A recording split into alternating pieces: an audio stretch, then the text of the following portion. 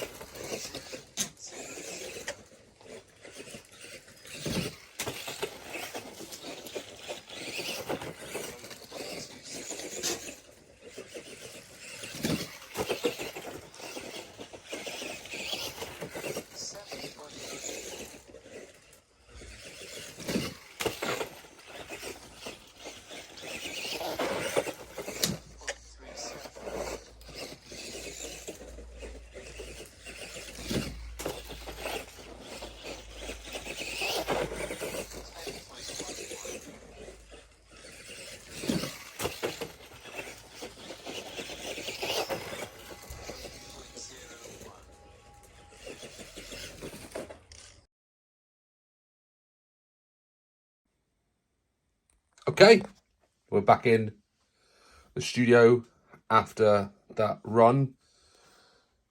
7.54. That puts it about mid-table. It's faster than the Mad Bull that's running a torque tuned, but not as fast, 0.3 of a second slower than the Rising Fighter.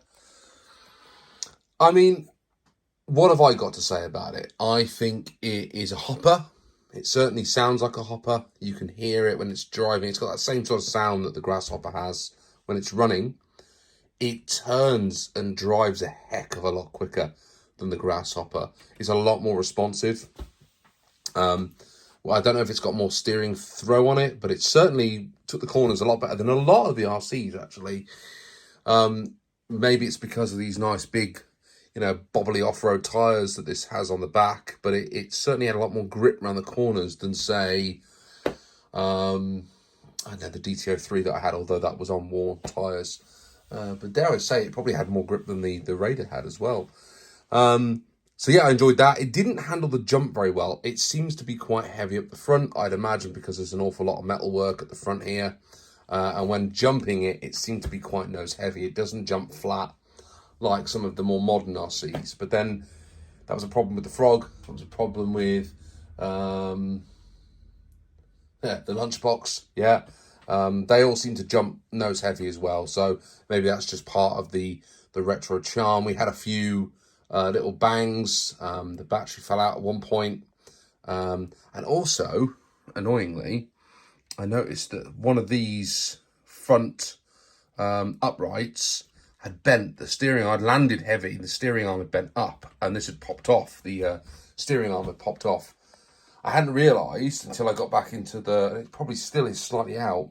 One of these is now slightly higher than the other one. So I've got to have a look at that, because I think that was aiding its performance or hindering its performance, rather, in the latter couple of runs that it did. But 7.54 is pretty respectable. It's better than my modified Raider. It's better than the original Raider. It's better than the Grasshopper by 0.8 of a second. It's better than the Mad Bull.